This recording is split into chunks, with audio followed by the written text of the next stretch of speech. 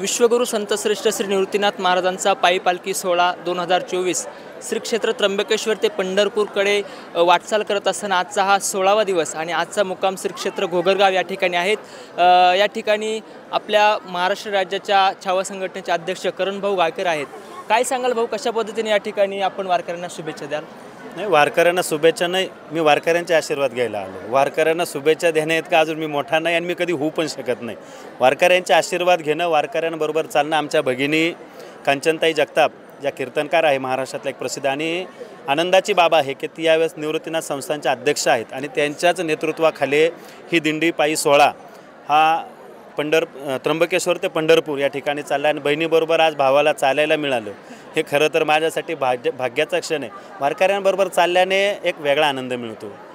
राजकारणात आम्ही चालत असतो, पण राजकारणाचं चालणं आणि वारकऱ्यांबरोबर चालणं याच्यात जमीन आसमान फरक आहे।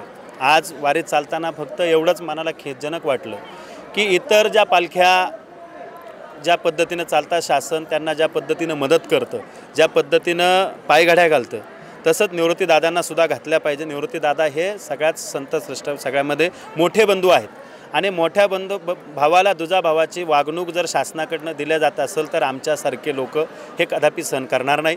शासनाने सगळ्यांना समान वागणूक द्यावी। सगळ्या दिंड्यांना जे काही तुम्ही शासनातर्फे देतात, मदत करतात, तुम्ही काही उपकार नाही करत, जे आमचंच आहे तेच आम्हाला परत देतात। तुमची फक्त तुम्ही देणारे आहेत, तुम्ही त्या खुर्चीवर बसले, परंतु नाथांसाठी तुम्ही तुमची तिजोरी मोकळी करावी आणि हा पालखी मार्ग एक सुसज्ज असा पालखी मार्ग, ज्या पालखी मार्गाचं सगळ्या देशाने कौतुक करावं असा पालखी मार्ग करण्याचा मानस आमच्या ताईंचा आहे आणि त्याच्यासाठी आम्ही सर्व सामाजिक चळवळीत, राजकीय चळवळीत काम करणारे लोक त्यांना मदत करू, निश्चितपणे त्यांच्याबरोबर राहू आणि पुढच्या वेळेचा पालखी मार्ग, पुढच्या वेळेचा दिंडी सोहळा हा निश्चित तुम्हाला वेगळा दिसेल अशी या तुमच्या आनंदवारीच्या चॅनलच्या माध्यमातून मी शुभेच्छा देतो।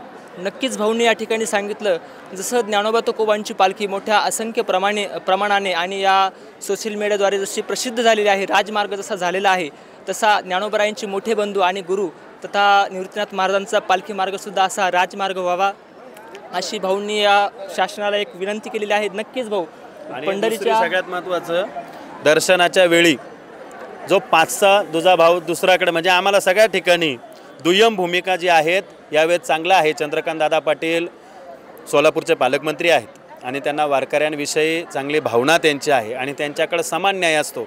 आम्ही राजकारणात बघितलं आहे की ते सगळ्यांना समान देतात, तसं त्यांनी सुद्धा उद्या बैठक आहे, त्या बैठकीमध्ये निवृत्तीदादांच्या या पालखी सोहळ्याला जेवढे पास ते ज्ञानोबारायांच्या तुकोबारायांच्या पालखीला देतील तेवढेच पास आम्हाला या ठिकाणी पाहिजे आणि त्याच्यासाठी मी उद्या त्यांची भेटही घेणार आहे। त्यांना नाही भेट झाली तर फोन करून सांगणार आहे आणि यावेळेस माझी बहीण आहे, चंद्रकांत दादांना आपल्या माध्यमातून सांगतो चॅनलच्या की आमच्या बहिणीवर, कारण तुमच्याकडे आता लाडकी बहीण योजना चालू झाली आणि या संस्थांना एकमेव, सगळ्या संस्थानांमध्ये एकमेव महिला आहे जी तुमची बहीण आहे, ज्या बहिणीला तुम्ही या महाराष्ट्रामध्ये आता सक्षम करण्याचं धोरण आखलं आहे, तसंच या बहिणीला सुद्धा वारीच्या माध्यमातून सगळ्यात पुढं घेऊन जाण्यासाठी त्या बहिणीला सुद्धा न्याय द्या, एवढीच अपेक्षा चंद्रकांत दादांकडून करतो।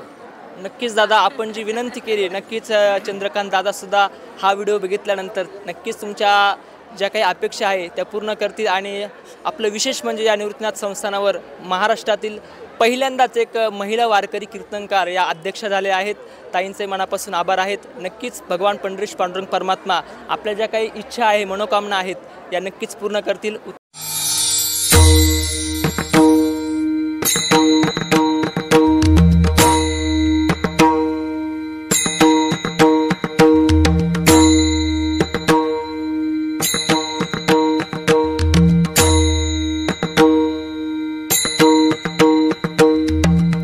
याची देही याची डोळा, अनुभवूया निवृत्तीनाथांच्या संगे पांडुरंगाचा सोहळा। उत्तर महाराष्ट्र न्यूज नेटवर्क प्रस्तुत आनंदवारी।